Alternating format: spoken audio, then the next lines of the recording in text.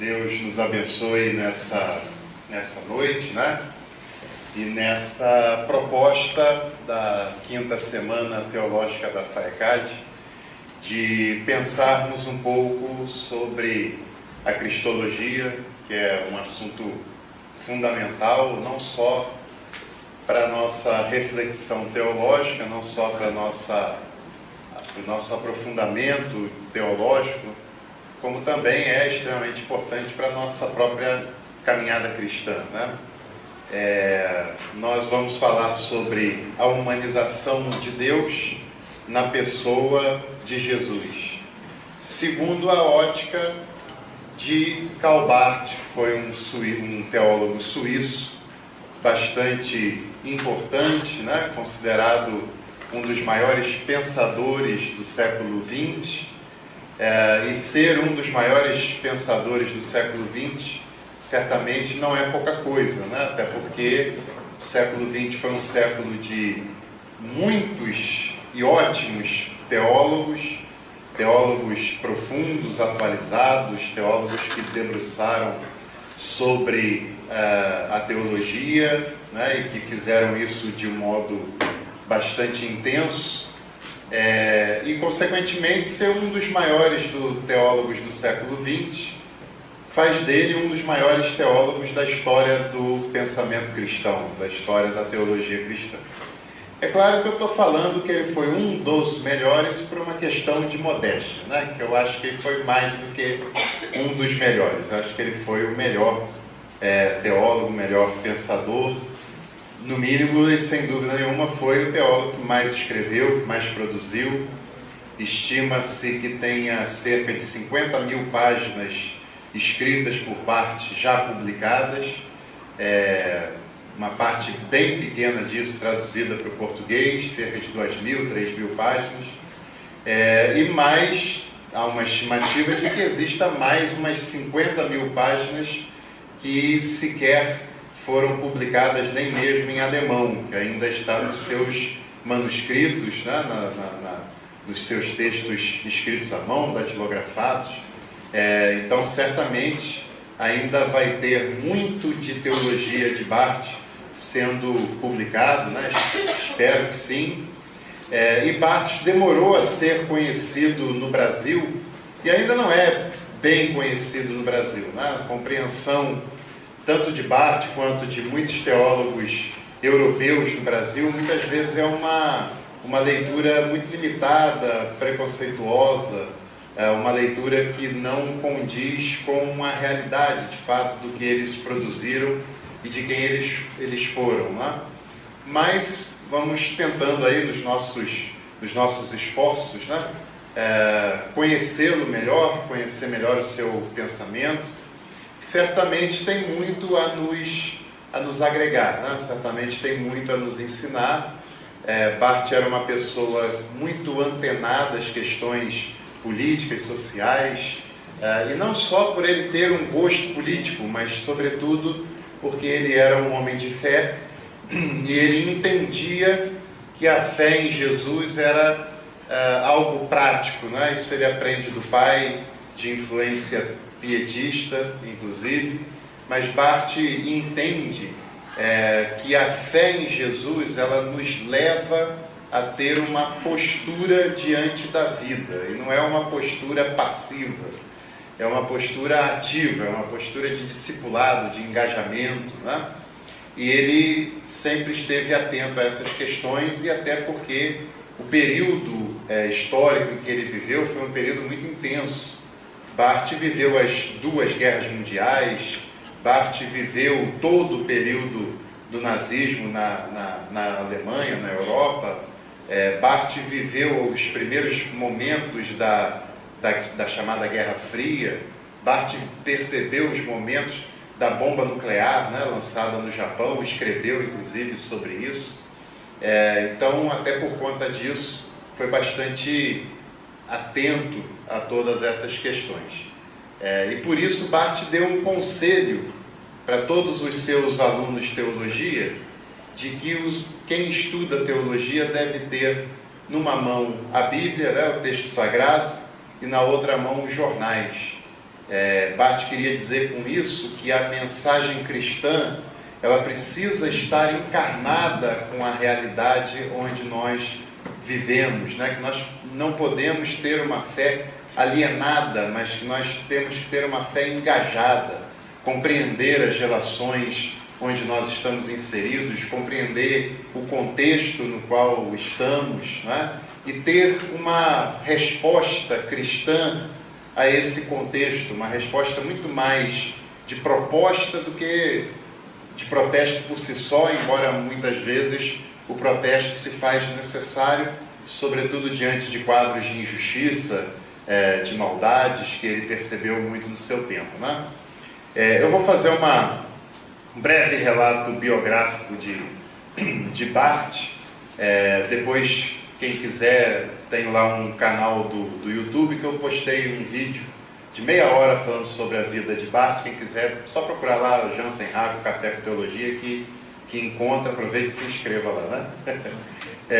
Mas brevemente, para a gente se situar, o Karl Barth era um teólogo suíço, como eu falei, nasceu no dia 10 de maio de 1886, na cidade suíça da Basileia. Ele era curioso que, assim, no ano que Barth nasceu, aconteceram algumas coincidências mundiais, né? Foi fabricada a primeira Coca-Cola, o primeiro carro da Mercedes foi vendido nesse ano, o primeiro campeonato mundial de xadrez, né? E sabe o que tudo isso significa? Nada, nada. Mas ele nasceu nesse ano, isso é muito importante, né? E ele era filho de Frederic Barth.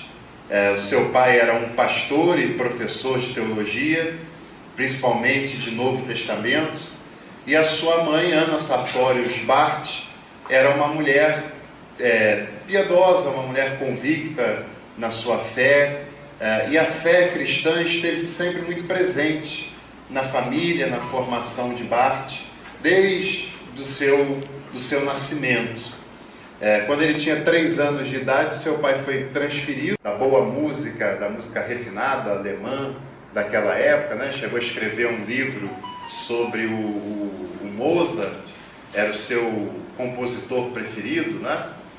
Barth entendia que o talento musical de pessoas dessa qualidade é uma manifestação do próprio Deus, né? Porque ele entendia, e muitos outros já falaram sobre isso também, que uma melodia tão bem estruturada, tão bem arranjada, né?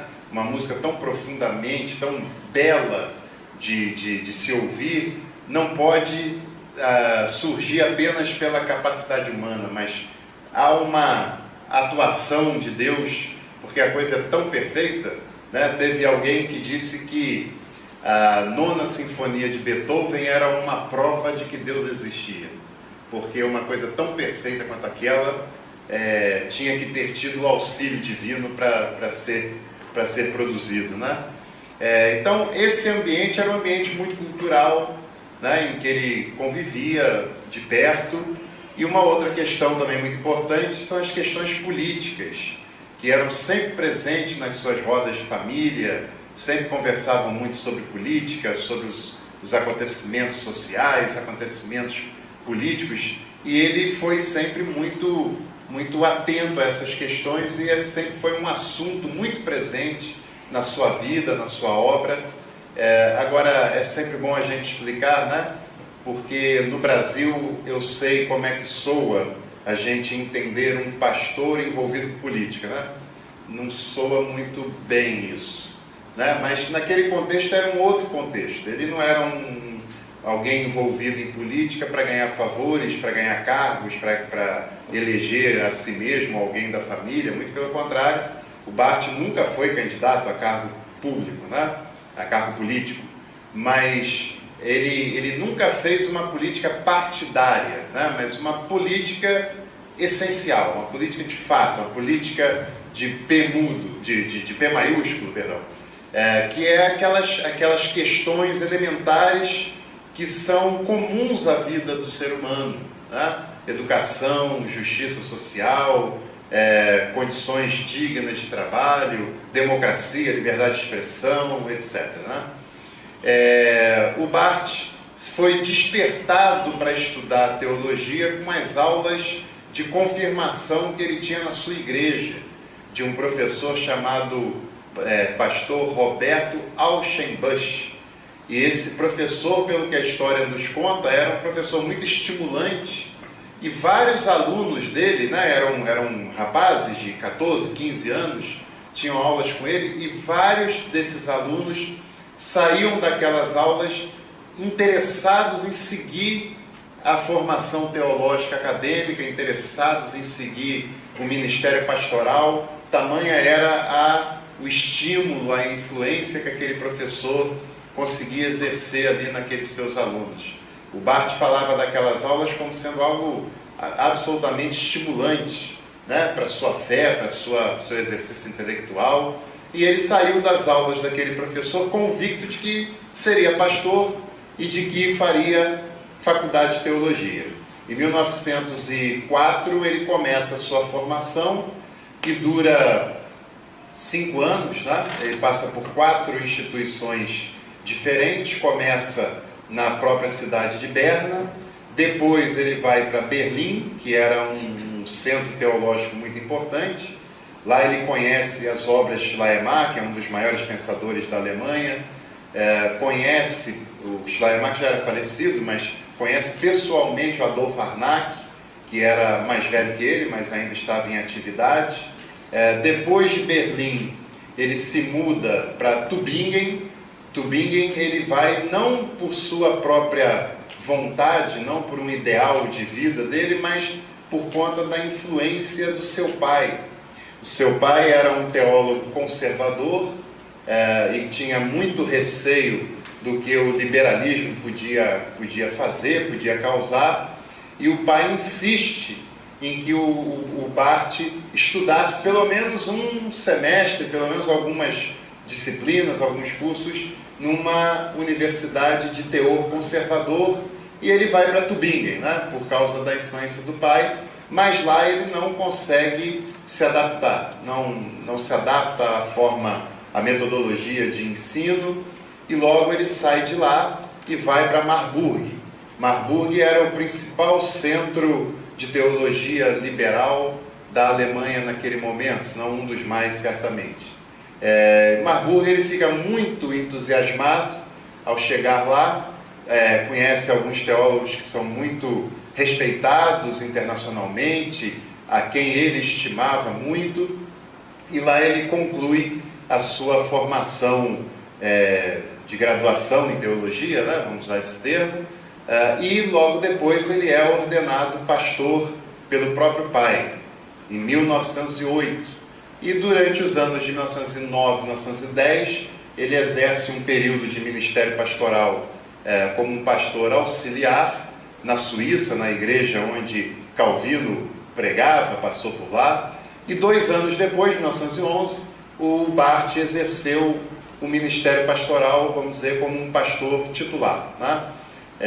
Havia uma vaga na igreja de Safenwil e ele é nomeado para essa igreja.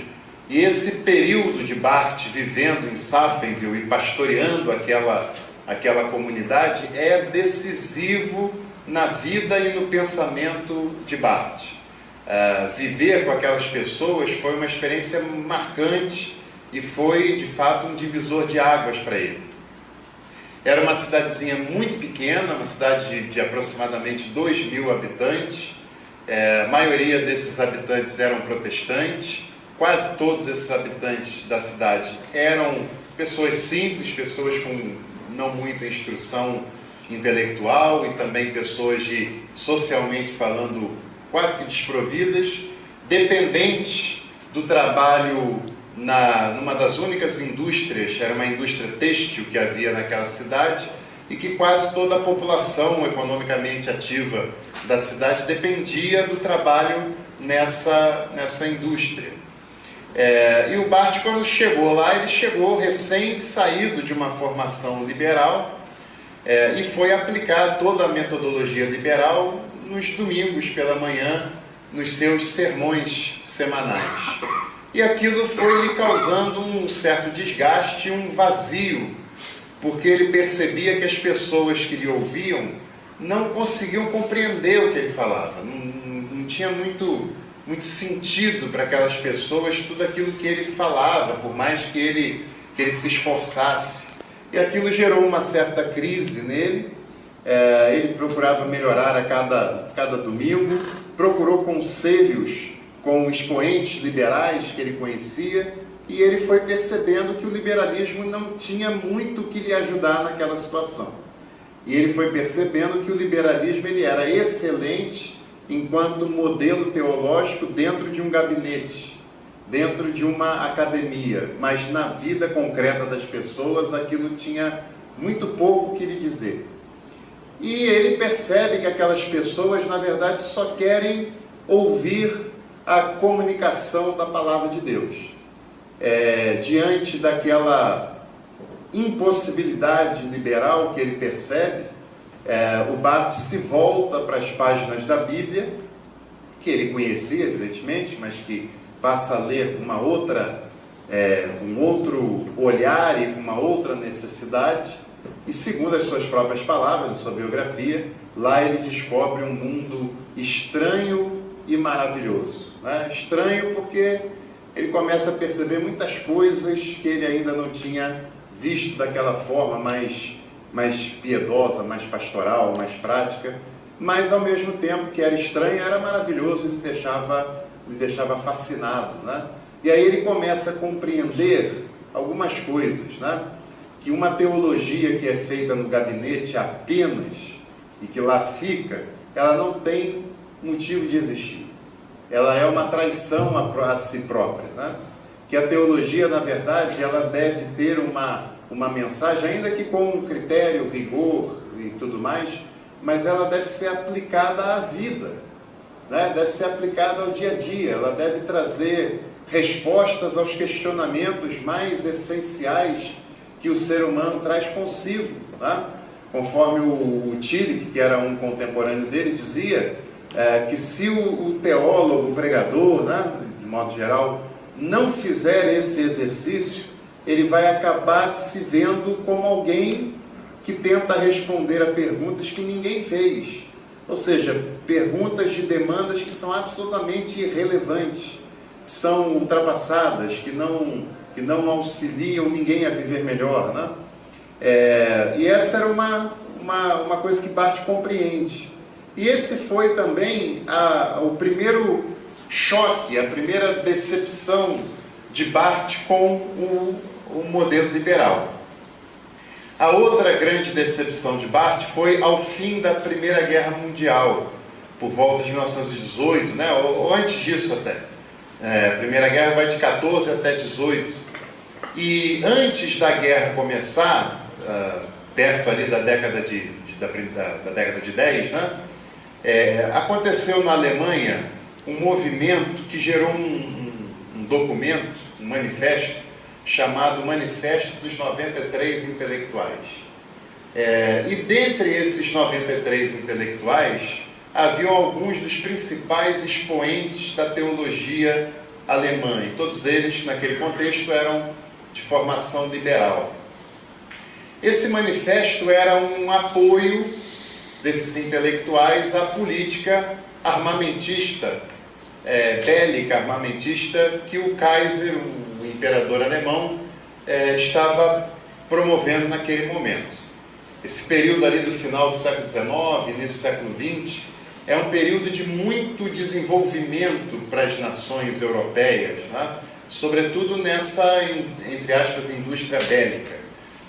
E o Barth e muitos outros ficam decepcionados com aqueles teólogos porque aquele apoio, aquele tipo de política, se provou fracassado, porque gerou algo absolutamente destrutivo, gerou uma guerra, e milhões de mortos em consequência de todos aqueles acontecimentos que vinham se desenvolvendo naquele cenário. A partir dessas coisas todas, o Barth ele rompe definitivamente com o modelo liberal.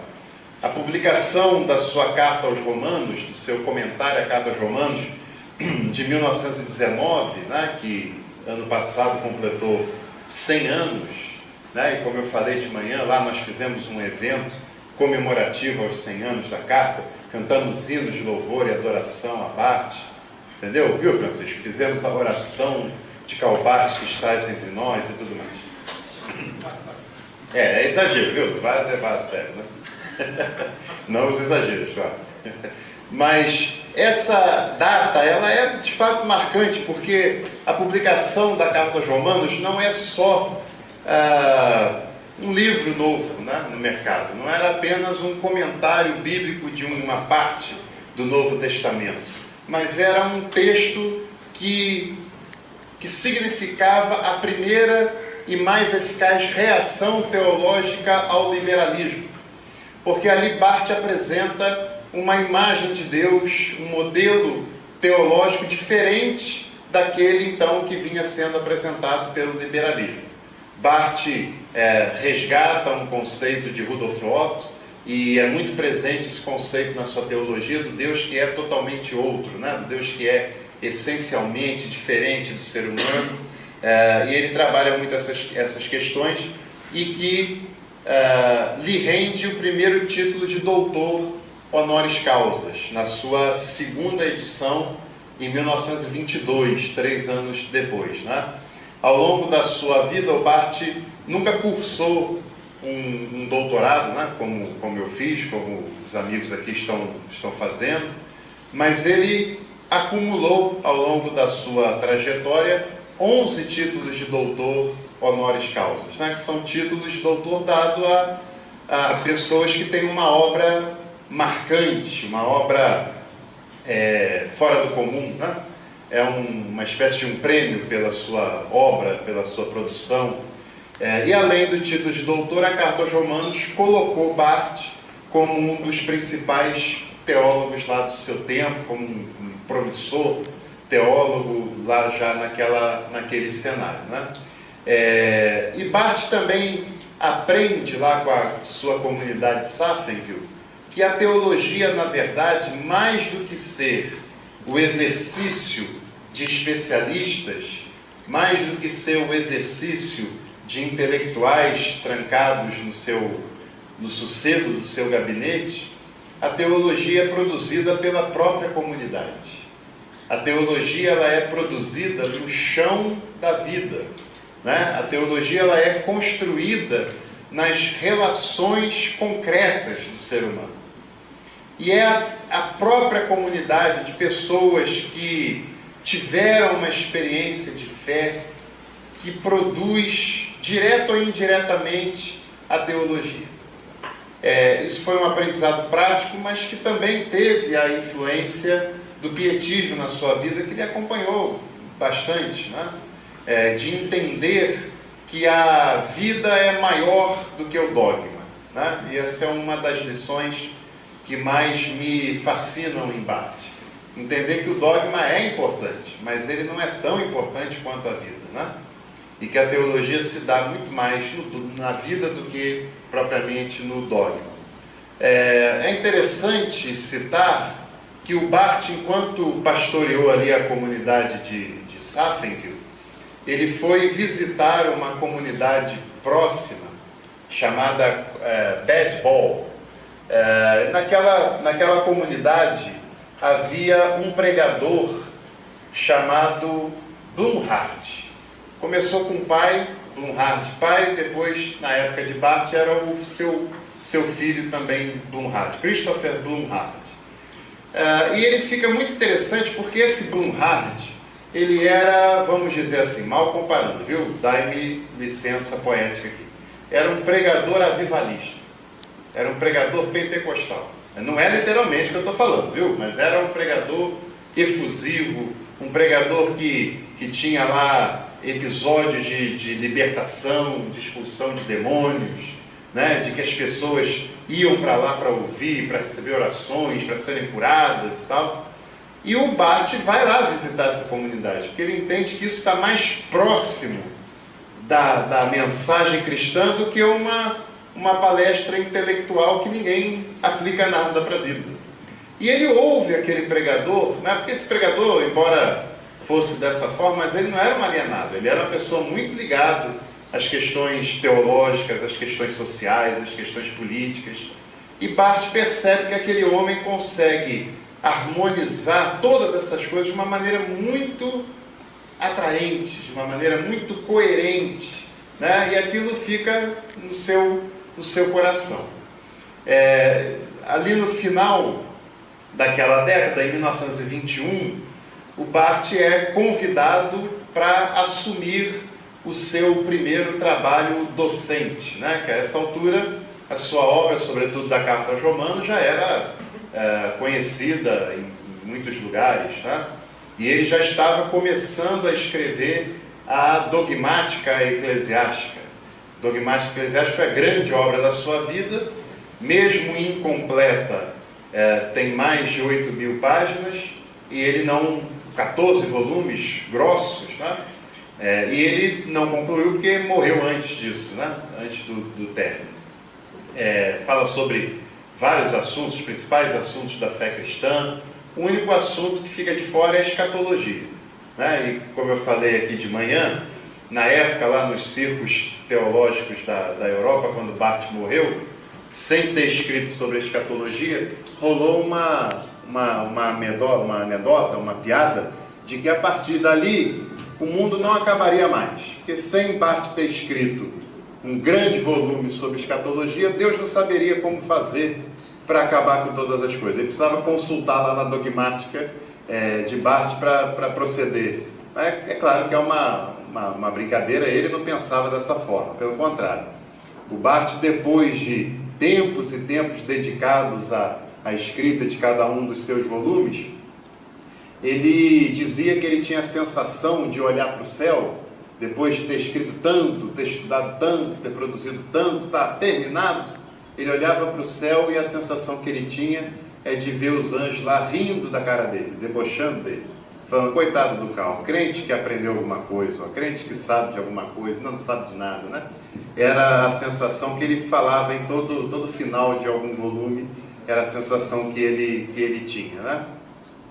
Em 1921 ele assume a cátedra em Göttingen e fica lá de 21 até 35. E 35 ele tem a sua trajetória ali interrompida abruptamente por conta dos acontecimentos políticos da Alemanha da década de 30, que foi a ascensão de Adolf Hitler e do nazismo, né? E é muito interessante que o nazismo subiu ao poder na Alemanha por um processo democrático, numa população de uma maioria esmagadoramente cristã, né? De 40% católico, 45% protestante aproximadamente. Esse modelo político subiu ao poder naquele país com o apoio dos cristãos de modo geral, com o apoio das igrejas de modo geral. Muitos só perceberam o perigo depois que a tragédia já estava executada, mas teve um grupo do qual Barth fez parte, Bonhoeffer e outros, que percebeu o perigo daquilo tudo logo no início, logo em 33, 34, né? Em 1934, logo em janeiro de 34, tem a Declaração de Fé de Barmen, onde foi reunida a chamada Igreja Confessante. Não era uma denominação, né? Era a reunião de vários pastores de diversas igrejas que não aceitaram assinar um termo de obediência irrestrita ao nazismo, não reconheciam o Hitler como o Führer, como o senhor da igreja, né? Que era uma proposta. A igreja passa a ser amordaçada pelo nazismo, os pastores têm que jurar fidelidade ao nazismo, eles eram funcionários públicos, né? Tinham que ter bandeiras, muitas igrejas tinham bandeiras nazistas no seu altar, tinha que fazer a saudação nazista antes das celebrações e tal. E esse grupo do qual o Barth faz parte, ele se nega a fazer isso. Em princípio não tem um problema com a política em si, mas com esses movimentos que vão acontecendo e a tentativa de fazer calar a igreja. O Barth dizia que a igreja só pode fazer diferença quando ela é igreja de fato. Quando a igreja ela se se perde nesse meio político de alguma maneira, seja por vontade própria, ou seja amordaçada, ou seja limitada na sua voz profética, ela acaba deixando de ser aquilo para o qual ela foi vocacionada a ser, né? E é claro que tudo isso tem consequências. O Barth teve parte do seu salário tirado dele, né? Teve um decréscimo do seu salário. Depois ele perdeu o seu cargo público de professor docente, teve a sua aposentadoria declarada compulsoriamente, né? Isso ele tinha 40 anos de idade, aproximadamente, né? Ainda era um jovem teólogo, um jovem trabalhador. Lá, se acontecesse aqui, imagina a reforma da Previdência, como é que seria, né? 40 anos sendo aposentado pelo próprio Estado. Não que ele queria, evidente, foi uma maneira de calá-lo, de silenciá-lo. E o Barth percebe que aquilo não vai parar mais, que a coisa vai ficando cada vez mais perigosa, e ele então decide voltar para a Suíça, que é o seu país de origem, e a Suíça que se mantinha neutra politicamente diante daquele cenário, e ele assume uma cátedra na Universidade da Basileia, de 1935, quando ele retorna, até a sua aposentadoria, de fato, em 1962.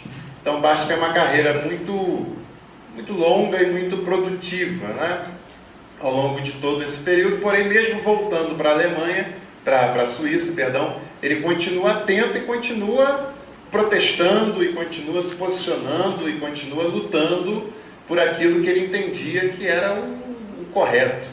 Inclusive, no Brasil virou um livro, né? Uma coletânea de pregações dele, de textos dele, chamado aqui no Brasil de Dádiva e Louvor, artigos selecionados. E grande parte dos artigos que ali estão são artigos políticos que Barth ou escreve, ou principalmente preleções que ele faz nesse momento, na década de 30 principalmente, né? Depois que o nazismo chegou ao final, né? A Segunda Guerra Mundial chegou ao fim, em 1945, o Barth foi uma das vozes lúcidas, assim como o Papa Bento XV, que era o Papa daquela época, a fazer um alerta às potências para que elas não cometessem os erros que foram cometidos no final da Primeira Guerra. Porque no final da Primeira Guerra, a Alemanha foi completamente excluída de qualquer negociação de paz, foi punida, foi humilhada, e aquilo gerou um sentimento, um orgulho ferido nos alemães e deu força ao discurso ultranacionalista de Hitler e do seu partido, né? E não só por isso, é claro, mas até pelo exemplo que se viu anteriormente, os tratados de paz foram um pouco diferentes do que naquele outro momento, né? E aí, em 1948, acontece um outro evento importante do qual Barth fez parte, sobretudo na sua última fase da vida, que foi o Conselho Mundial de Igrejas. Uma reunião, né, que acontece ainda hoje, está em atividade, periodicamente se reúne, e que reúne várias igrejas cristãs. Naquela ocasião, em 48, os católicos e grande parte dos ortodoxos não participam. É basicamente uma reunião de denominações de igrejas protestantes. E Barth lamenta a ausência, inclusive, dos outros cristãos naquela reunião, e depois eles vão se achegando, né? Mas Barth foi o principal pregador, né? Foi o primeiro pregador daquela reunião e um dos principais participantes daquilo tudo. E por fim, aí, nessa linha cronológica da sua vida, vale a gente citar que em 1962, no ano em que ele se aposentou, 62 a 65, aconteceu o Concílio Vaticano II. Havia uma proposta do Papa João XXIII de ter um secretariado para a unidade dos cristãos. E foram convidados alguns teólogos não católicos para participarem daqueles trabalhos, né, como observadores. E Barth foi um dos convidados. Porém, o Barth não pôde aceitar o convite porque ele já estava com uma idade razoavelmente avançada, né? E teve uma série de problemas de saúde naquele período, ficou internado algumas vezes, passou por algumas cirurgias, operações, e ele, por motivo de saúde, não pôde aceitar aquele convite. Mas no ano seguinte, 66, quando ele já está um pouco mais recuperado, um pouco mais refeito, né, daquele período todo, ele viaja até o Vaticano e lá ele se encontra com Ratzinger, que era um jovem teólogo na ocasião, se encontra com Hans King, se encontra com o próprio Papa Paulo VI, né, que lhe homenageia, que troca presente, aquela coisa toda. E 2 anos depois, em 1968, mais especificamente dia 10 de dezembro de 68, Barth veio a falecer, né, aos 82 anos de idade. Bom, esse é um breve resumo, né, sobre a vida desse teólogo importante. E para a gente falar um pouco mais sobre as questões cristológicas e, sobretudo, a humanidade de Deus em Jesus na sua obra, no seu pensamento, é importante que a gente se lembre um pouco da dificuldade que a Igreja tem de lidar com as questões cristológicas, logo no seu primeiro momento, né? Sobretudo depois da era apostólica, né? No segundo século, a Igreja tem uma dificuldade de dizer quem é Jesus, em quem que nós cremos, quem é Ele? Ele é Deus? Ele é homem? Ele é só uma coisa ou só a outra? Ele é uma coisa, uma hora uma coisa, outra hora outra? Ele é os dois? Quem é esse ser a qual nós servimos, né? Quem é esse Jesus, afinal? Vale lembrar que nós temos, na metade do segundo século, um casamento entre a teologia cristã, naquele momento ainda pequena, ainda incipiente, né, com a filosofia platônica. Filosofia platônica que já era consolidada, né, já tinha um histórico longo.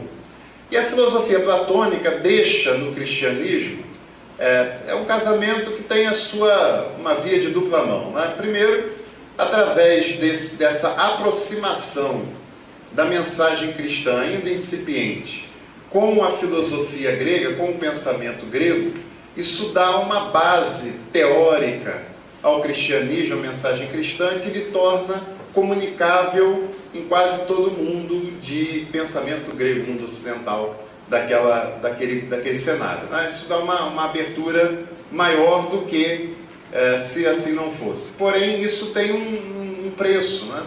A mensagem cristã ainda não está formada, ainda está engatinhando nesse sentido. E, sobretudo, a estrutura platônica de pensar a realidade em mundo das ideias e mundo das coisas, esse chamado dualismo, acaba penetrando na mensagem cristã e está presente até hoje. Está presente até hoje, viu? Platão entende que o mundo das ideias é o mundo imaterial, é o mundo da alma, é o mundo perfeito, é o mundo ideal. E o mundo das coisas é exatamente o contrário. É o mundo da matéria, a matéria é má, a matéria é limitadora, a matéria é aquilo que aprisiona a nossa alma e a impede de conhecer a verdade, né? Esse mundo corpóreo, ele deve ser negado, ele deve ser combatido.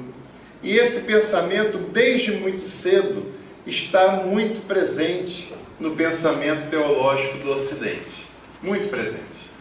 Desde a antiguidade, passando pela Idade Média, até chegar em nós hoje, o cristianismo tem uma tendência de desprezar a carnalidade, de desprezar a corporeidade. Eu sei que você até já tremeu quando eu falei carnalidade, porque na sua mente lhe lembrou algo pecaminoso. Isso é o Evangelho segundo Platão, viu? Você já foi iniciado. Entende? Então, ainda hoje é comum nós nos referirmos à carne como sendo algo pecaminoso, como sendo algo pejorativo, como sendo algo que deva ser combatido, que deve ser superado, negado. Eu garanto para você, embora eu não conheça, mas eu garanto para você, que na sua igreja, se você parar para pensar bem, não precisa nem pensar tão bem assim não. Os últimos 10 casos de disciplina na sua igreja, ou de exclusão na sua igreja, dos 10, 8 estão relacionados a questões de carnalidade, corporeidade, a questões morais. Eu estou falando 8 só para ser modesto, né? Porque eu acho que é mais do que 8. Entende? Pensa aí e responda. Não audivelmente, responda só para você. Por que isso? Porque, querendo ou não, essa influência, de alguma maneira, nos mostra que tudo que é relacionado à corporeidade é pejorativo, é ruim. Por isso, por exemplo, muitos ícones da igreja se autoflagelavam. Celibato é um indício dessa negação do que é corpóreo, né? Muitas dos pensamentos considerados heréticos dos primeiros séculos pregavam abstinência sexual, abstinência alimentar, né? E assim por diante. A carne, ela é negada, e isso gera uma consequência muito destrutiva, que é a nossa dificuldade de compreender a humanização de Deus na pessoa de Jesus. Porque por mais que a gente negue a carne, o Evangelho nos diz que o Verbo se fez carne e habitou entre nós. Que Jesus assumiu a carnalidade humana, que Jesus assumiu a corporeidade humana, que Deus assumiu a carne e num ato voluntário de amor. E certamente, depois eu vou falar algumas pistas, né, dos porquês, certamente a igreja ao longo do tempo, eu, você, tivemos isso, alguns ainda têm na igreja, muito provavelmente há, uma dificuldade muito maior de se compreender a humanidade de Jesus do que a sua divindade. Mas a sua divindade muitas vezes é uma caricatura. A sua divindade muitas vezes é uma divindade feita à imagem e semelhança de homens e estruturas religiosas. E a humanidade de Jesus, ela tende a nos chocar, ela tende a nos desafiar, ela tende a nos a ser desconfortável para a gente.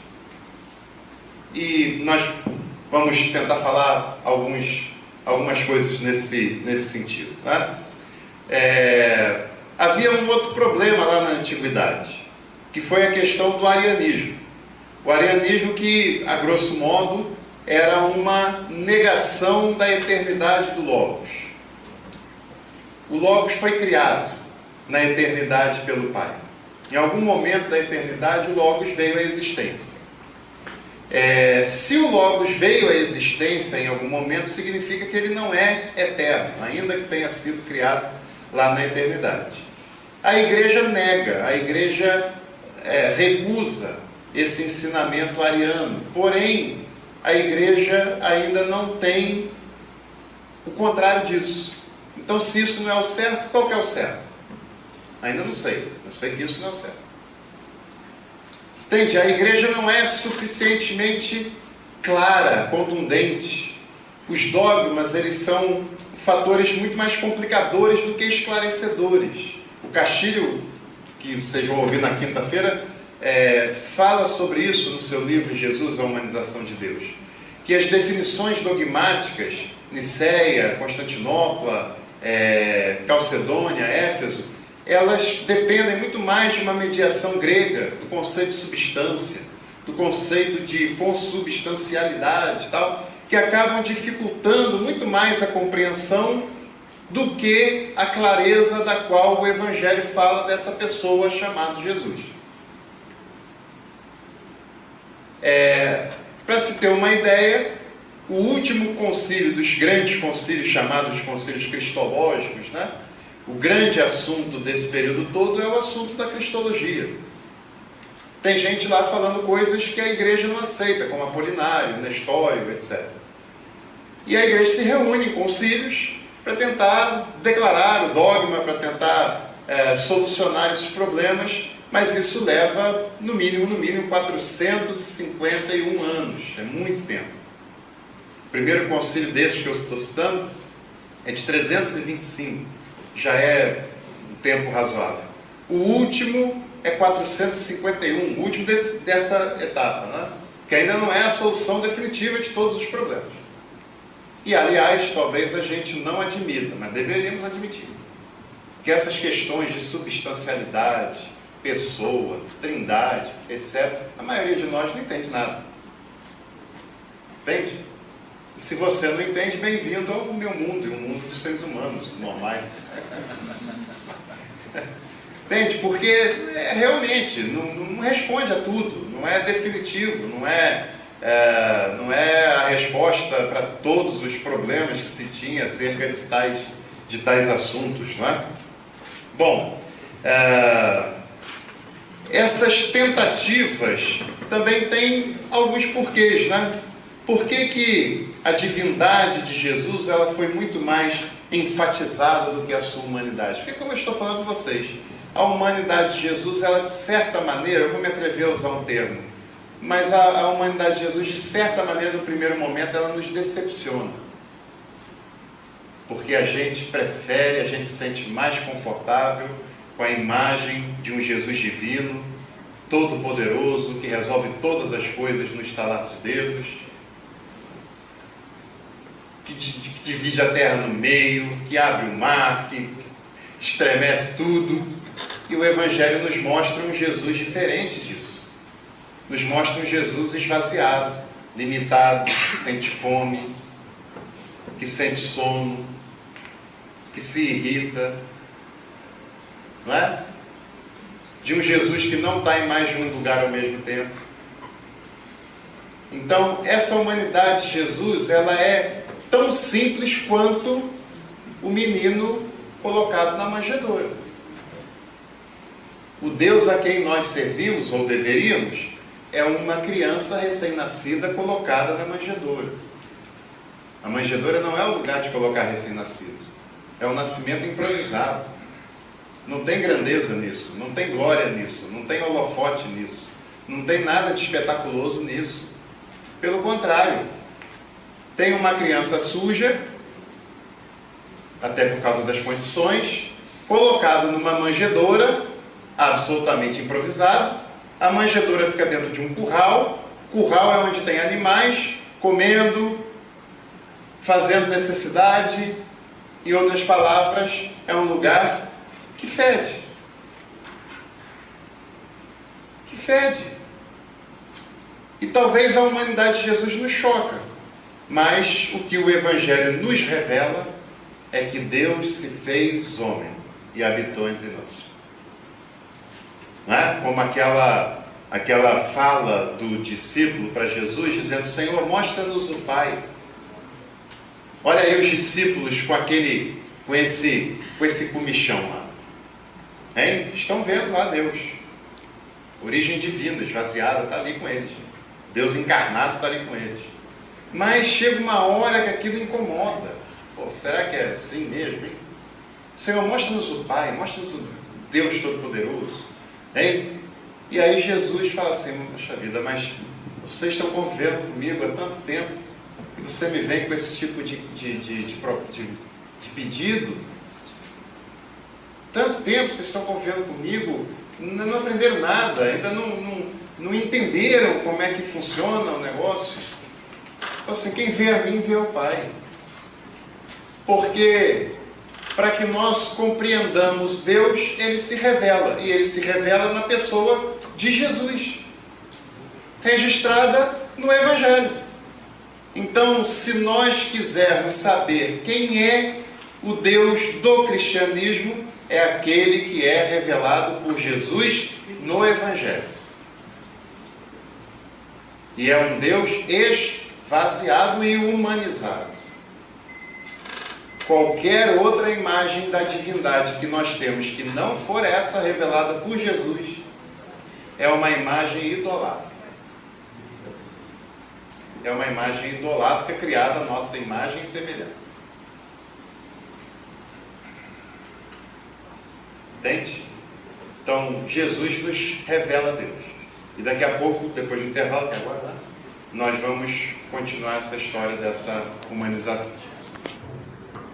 Muito bem, então vamos prosseguir falando especificamente sobre a compreensão barthiana, sobre a humanização de Deus na pessoa de Jesus. O primeiro ponto que a gente deve ter em mente, e que Barth trabalha isso bastante na sua teologia, é aquele conceito que ficou conhecido no século XX como a teologia da crise, que era uma teologia dialética, né? Que contrastava a santidade de Deus com a pecaminosidade do homem, e isso gerava no ser humano uma crise ontológica, uma crise essencial. O termo teologia da crise é um termo dado pelo teólogo também suíço Emil Brunner, né, contemporâneo de Barth, mas cuja estrutura também esteve muito presente em Barth. A ideia da teologia da crise é o seguinte: havia uma clara definição de que há uma distância entre Deus e o ser humano. Essa distância ela não é só causada pelo pecado, né? Que a gente costuma muito falar sobre isso, né? E também é o caso, mas não só. Ontologicamente, Deus e o ser humano são seres completamente diferentes por natureza. Deus é eterno, perfeito, imutável, espírito, e o ser humano é exatamente o contrário. O ser humano é limitado, o ser humano é imperfeito, o ser humano é temporal. Deus é santo, o ser humano é pecador por causa da sua limitação, né? Perfeição é uma característica que cabe única e exclusivamente à divindade. Todo ser criado é um ser, por natureza, limitado, né? Porque se não fosse limitado seria Deus, aí não seria mais criatura, seria criador, não faria sentido isso. Agora, o pecado, ele aprofunda essa distância entre Deus e o ser humano. O ser humano peca contra Deus, o ser humano tenta ser além do que ele foi feito para ser, o ser humano tenta se divinizar, e segundo Garcia Rubio, esse é o pecado no seu grau mais elevado, né? Quando o ser humano tenta se divinizar, na verdade ele se desumaniza. E é muito interessante a abordagem da teologia sistemática contemporânea, trabalhando o pecado como uma questão de desumanização. Toda vez que o ser humano se desumaniza, ou seja, repudia de alguma forma a natureza a qual Deus o criou para ser, é onde ele está pecando, né?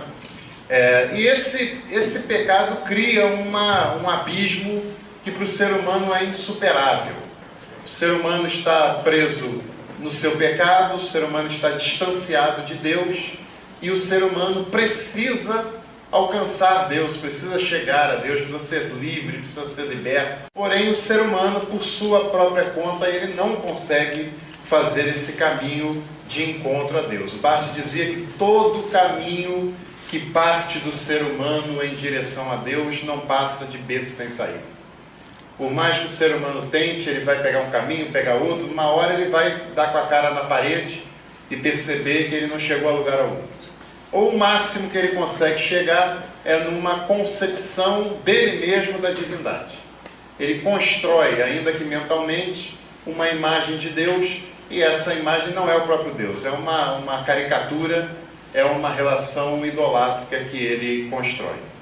Agora, uma vez que o ser humano está nessa situação, ele precisa sair dessa fossa, mas não tem condições de si mesmo de sair, ele está numa crise existencial, essencial, estabelecida. E qual é a única maneira para que isso seja solucionado? Uma vez que de baixo para cima é inviável, né? Não há possibilidade, o ser humano não consegue chegar até Deus, Deus, num ato voluntário, unilateral, de amor, resolve vir de encontro ao ser humano. Deus faz o caminho inverso. Como o ser humano não vai até lá, ele vem até cá, né? E essa definição é uma definição do próprio Barth. Ato voluntário e unilateral de amor. Deus quis vir de encontro ao ser humano. Ele quis, ninguém impôs, ele quis, é voluntário. É unilateral, porque depende apenas dele, é incondicional. Não é exigido do ser humano nada em troca. Não é exigido do ser humano que ele, pague o preço. Não é exigido do ser humano que ele dê alguma condição para que isso aconteça. É unilateral, Deus quis fazer. E é um ato movido unicamente pelo amor. Pelo amor.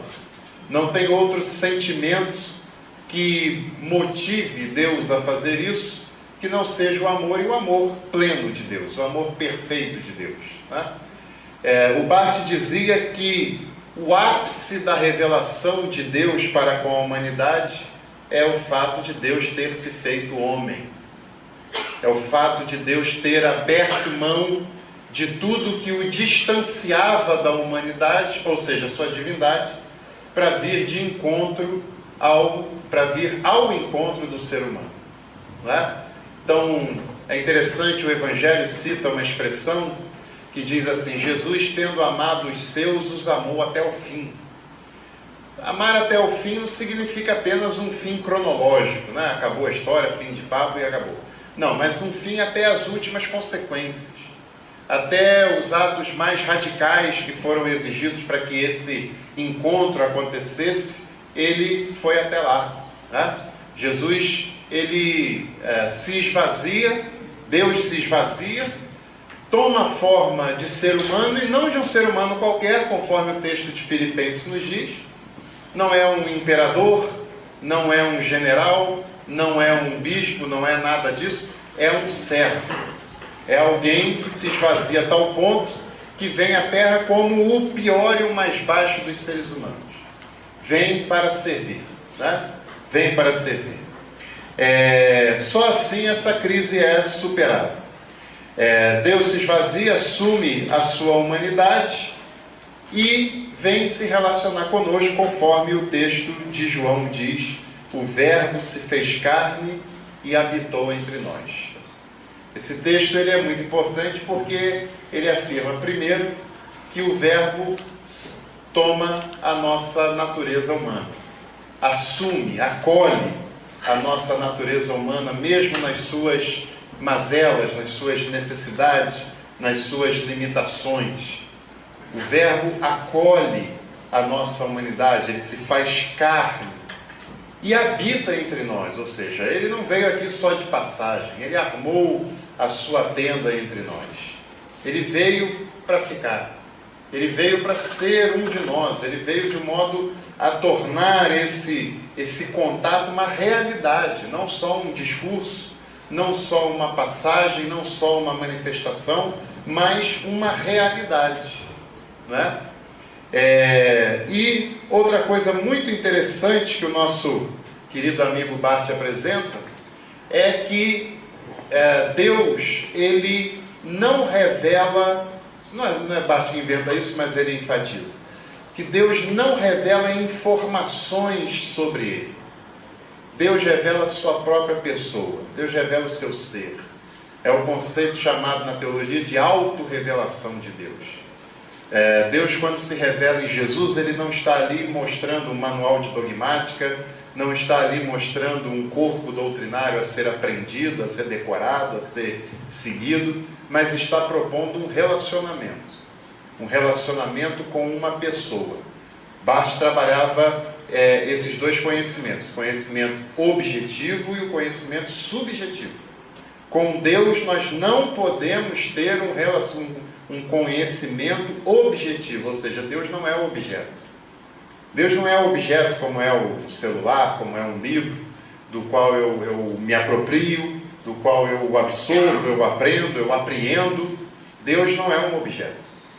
E toda vez que seres humanos estabelecem, seja com Deus, que é uma pessoa, seja com outro ser humano, que é outra pessoa, uma relação objetiva, ele desumaniza essa relação. E desumanizando a relação, ele peca. Com Deus é uma relação subjetiva, no sentido de que ele é sujeito, de que ele é uma pessoa. E como uma pessoa, nós não apreendemos, nós não dominamos, nós nos relacionamos. Søren Kierkegaard, que foi um pensador dinamarquês muito importante do século XIX, cuja obra também influenciou bastante o pensamento de Barthes, dizia que o cristianismo ele não é um conjunto de doutrinas. O cristianismo é a comunicação de uma existência. O cristianismo é puro relacionamento, né? E Barthes tem muito presente esse conceito na sua teologia. Deus se esvaziou, se fez ser humano e veio habitar entre nós, veio conviver conosco. Jesus uma vez propôs isso. Jesus falou assim: quem quer ser meu discípulo, negue-se a si mesmo, tome a sua cruz, e o que tem que fazer em seguida? Aprenda a minha doutrina, né? Eu vou começar uma classe de doutrina aqui no próximo domingo, vou ensinar todos os padrões aqui da cristologia, da teologia, da mensagem que eu venho aqui pregar. Você vai participar durante tanto tempo, no final vai ter um exame. Se você passar, for aprovado, tá bom, você está apto para me seguir. Foi assim? Não. Não. Quem quiser ser meu discípulo, me siga. Ande comigo. Vamos juntos. Ah, mas eu não entendo tal assunto. Não tem problema. Na beira do caminho a gente conversa. Ah, mas eu não sei fazer isso. Não tem problema. Lá na frente do mar a gente vai ter um tempo. A gente para lá, senta um minuto e a gente troca uma ideia a respeito disso. Lá na mesa lá da casa do fulano de tal, a gente tomando uma refeição em comum, a gente conversa sobre outras questões. Mas é basicamente relacionamento. O que Jesus propõe é um relacionamento. É o discipulado, é se identificar com a proposta de vida que ele faz, né? É muito interessante a construção que o nosso amigo Mateus faz no seu Evangelho, que apresenta um Jesus esvaziado e um Jesus solidário aos seres humanos.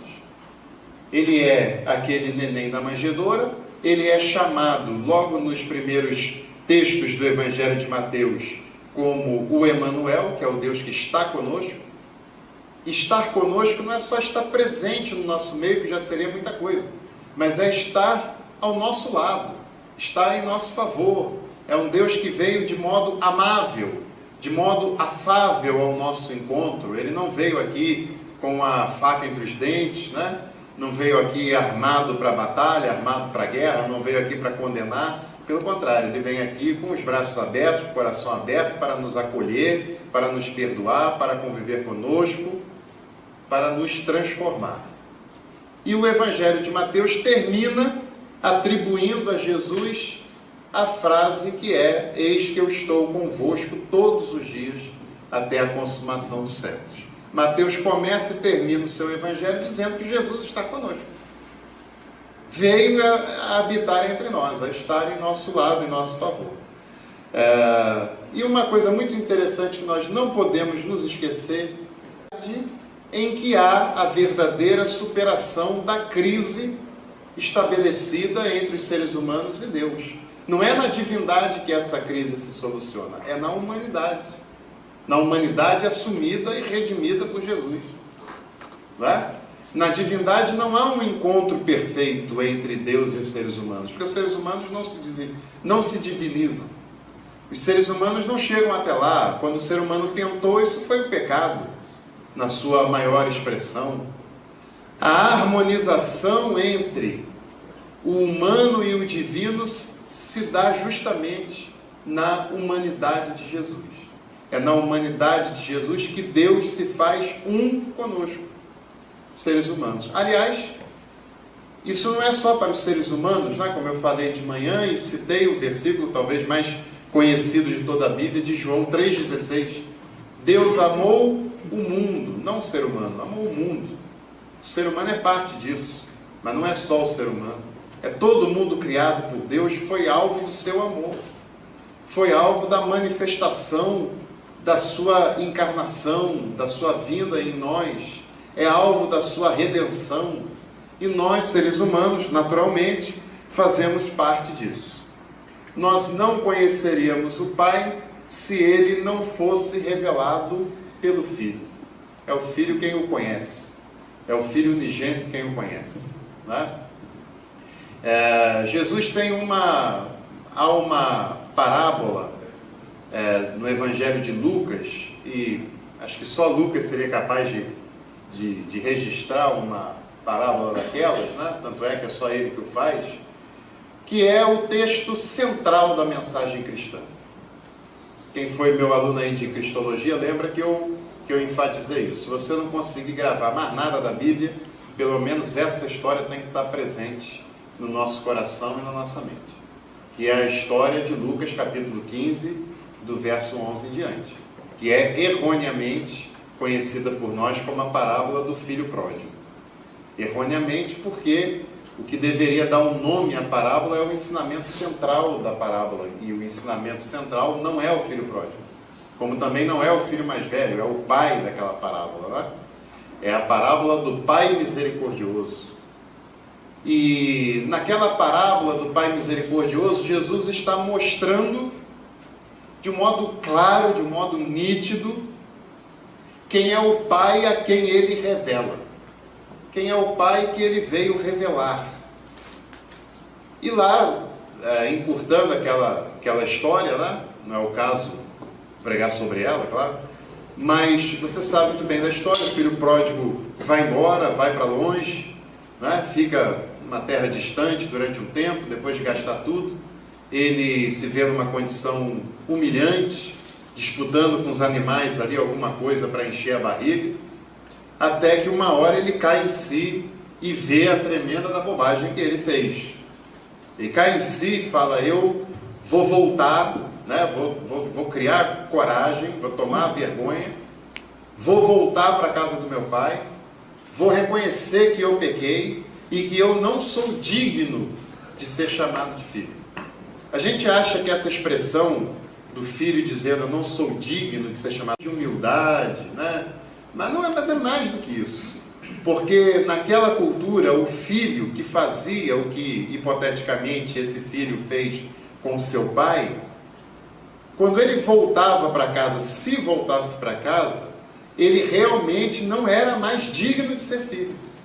Ele não seria mais recebido como filho. Na melhor das hipóteses, ele seria recebido como criado da casa do pai.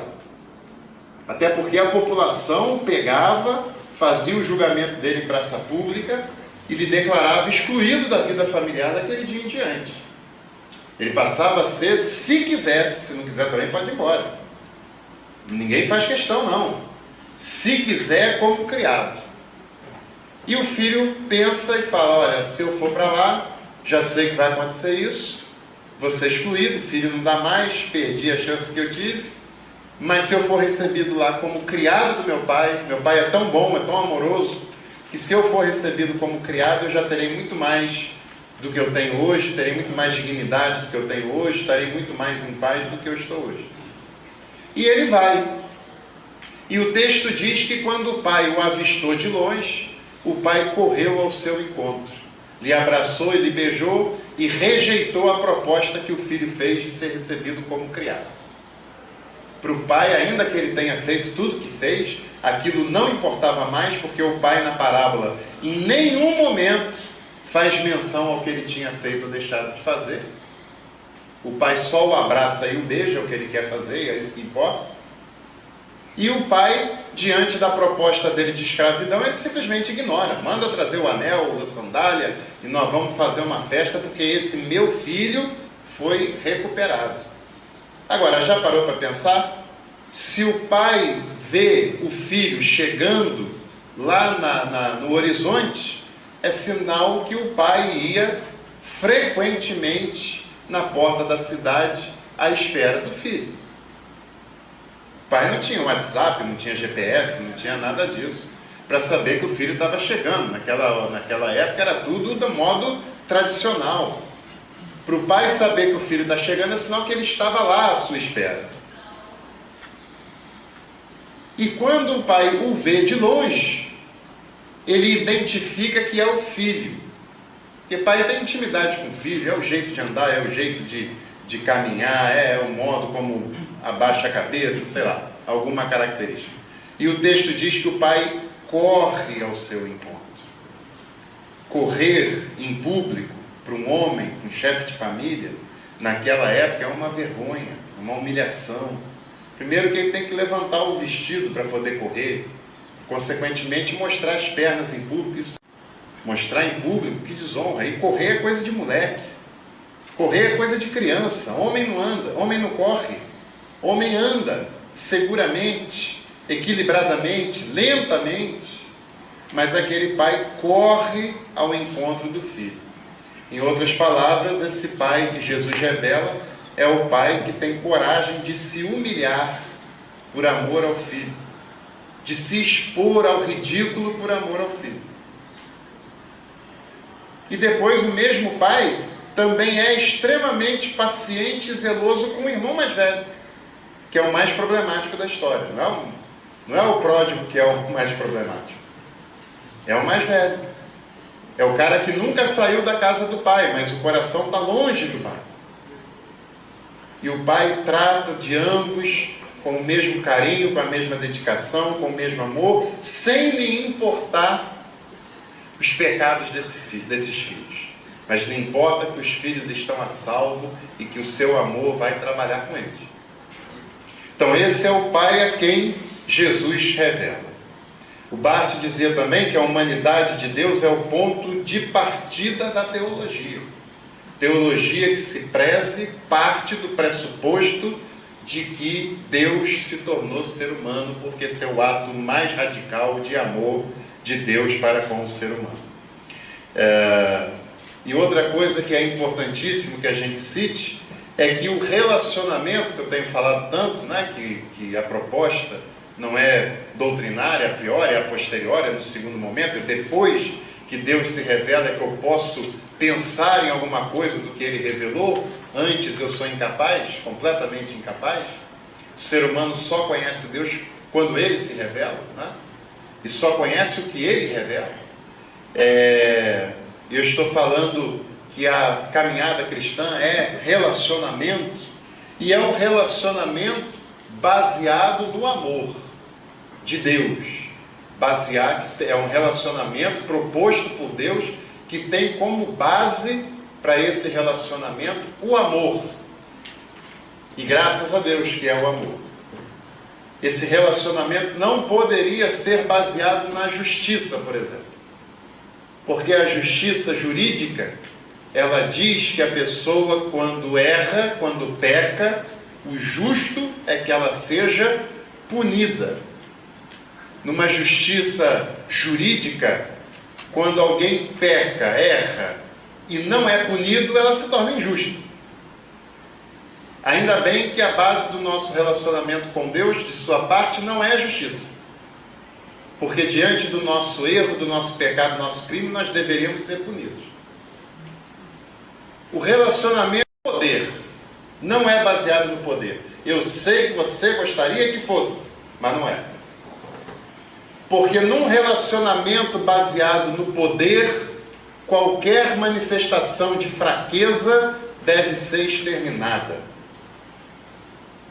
E eu vou lhe contar um exemplo bíblico do dia que isso aconteceu.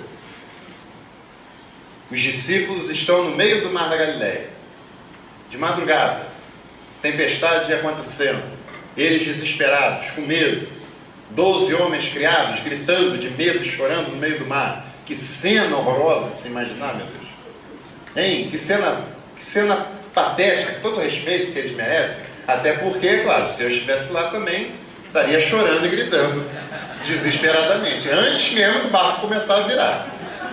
Claro, né? Os judeus que não acreditam em fantasma, que não têm fantasma na sua religiosidade, veem o fantasma. O medo faz você ver até o que não mexe com as suas convicções, né? E aparece um ser lá andando no meio do mar. E é uma das pouquíssimas vezes que Jesus no Evangelho se manifesta dessa maneira, vamos dizer assim, sobrenatural, fazendo coisas fora humanidade andando sobre o mar, e vem ele, e eles ficam apavorados, têm dificuldade de entender quem está ali, até que Pedro resolve apostar no poder naquela relação. Jesus fala assim: não temas, sou eu. Olha Jesus, apontando para tranquilidade, para calma, não tenham medo, sou eu. E Pedro resolve clamar pelo poder desse ser. E ele fala: se és tu mesmo, manda eu ir ter contigo. Pedro estava apostando no poder. Fazer um ser humano andar sobre as águas é algo sobrenatural, não é algo natural, não é algo normal, é algo poderoso, é algo espalhafatoso. Ninguém aqui conseguiu nunca andar sobre as águas, nem tente, que não vai dar certo. E, curiosamente, Jesus consentiu, naquele momento, em manifestar esse poder a qual Pedro clama. E Jesus consente, fala: então, já que você quer vir até a mim, já que você quer conhecer esse poder, então venha. E Pedro foi. Pedro pôs um pé, pôs outro, andou um pouquinho e tal, mas teve um momento que manifestou em Pedro a sua humanidade, manifestou a sua fraqueza. E aí, quando manifesta a fraqueza num relacionamento baseado no poder, o que acontece com o fraco? Afunda, é aniquilado, afunda. E aí, quando Pedro se vê, não tem como sair da sua situação de fraqueza, aí Pedro entende e clama, não mais pelo poder, mas pela misericórdia de Jesus. A misericórdia e o amor de Deus, que é a base da relação que Ele propõe com os seres humanos, diante do erro, perdoa, diante da fraqueza, acolhe. E diante do clamor de Pedro pela misericórdia de Jesus, ela lhe estende a mão e lhe coloca a salvo. E nós deveríamos agradecer a Deus todos os dias da sua relação para conosco ser baseado no seu amor. Porque nenhum de nós teria condições de se relacionar se fosse de outra forma. Não teria, seria impossível. O Barth dizia também que nós não podemos colocar limites na amabilidade de Deus para com o ser humano. Deus ama os seres humanos e ama a todos e todas. Deus ama os evangélicos. Ama. Também. Por incrível que pareça. Mas Deus ama igualmente os espíritas, os muçulmanos, qualquer outro que você imaginar. Deus ama os homens como ama as mulheres, como ama as crianças, como ama... Enfim, é indiscriminado o amor de Deus, e Ele é incondicional e é pleno. E não cabe ao ser humano colocar limites na amabilidade de Deus. Não cabe a Ele. Jesus assume a humanidade e acolhe as suas fraquezas. E nele, os excluídos do sistema político, religioso e econômico são abraçados. A humanidade de Jesus, ela não é apenas um discurso. Como eu já até citei, Jesus nos propõe um discipulado e a sua humanidade tem consequências em nós. Filipenses, que é o texto da kenosis, do esvaziamento, começa fazendo uma convocação aos seus discípulos. Tende em vós o mesmo sentimento que houve em Cristo Jesus. Então, compreender a humanidade de Jesus significa nos identificarmos com o que é humano e as suas mazelas. É não ter nojo de gente, é não ter nojo de ser humano, é não tornar impuro aquilo que Deus purificou. É não se distanciar daquilo que Ele se aproximou. Jesus se distanciou das estruturas religiosas oficialmente estabelecidas no seu cenário. Jesus se distanciou das propostas econômicas que lhe eram feitas. Mas do ser humano, pecador, pobre, excluído, Ele se aproxima e se aproxima com olhar e atitude acolhedora. E a sua convocação para o discipulado é que façamos o mesmo. É que façamos o mesmo.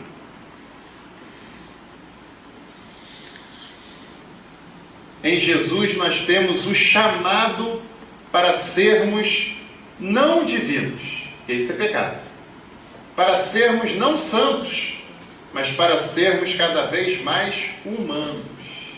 O chamado de Jesus é para que nós nos encontremos cada vez mais com a nossa própria humanidade redimida por Ele próprio. A humanidade é aquilo que nos caracteriza essencialmente, e é a que Ele assumiu e salvou. A santidade que Jesus propõe não é uma santidade religiosa, não é uma santidade farisaica, não é para isso que Ele nos chamou. A santidade farisaica expressa naquela parábola do fariseu que sobe ao templo e tem a audácia de agradecer a Deus pela sua própria vida. Por ele não ser como fulano, não ser como ciclano, por ele fazer isso, fazer aquilo. Que ele descreve não é um cristão, é um funcionário do mês. Né? Eu faço isso, eu faço aquilo, eu faço aquilo. E Jesus diz que aquele que desce justificado é o que confia na misericórdia de Deus, porque sabe que em si não tem muita coisa de boa.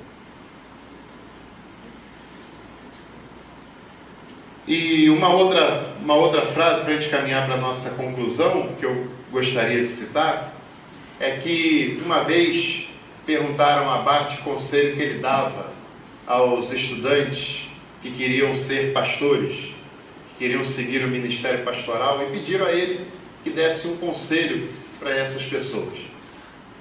E Bart falou o seguinte: o conselho que eu dou, se você quiser ser pastor, se você quiser ser um proclamador do Evangelho, é que você esteja disposto a proclamar que Deus está em favor do ser humano e não o contrário a ele.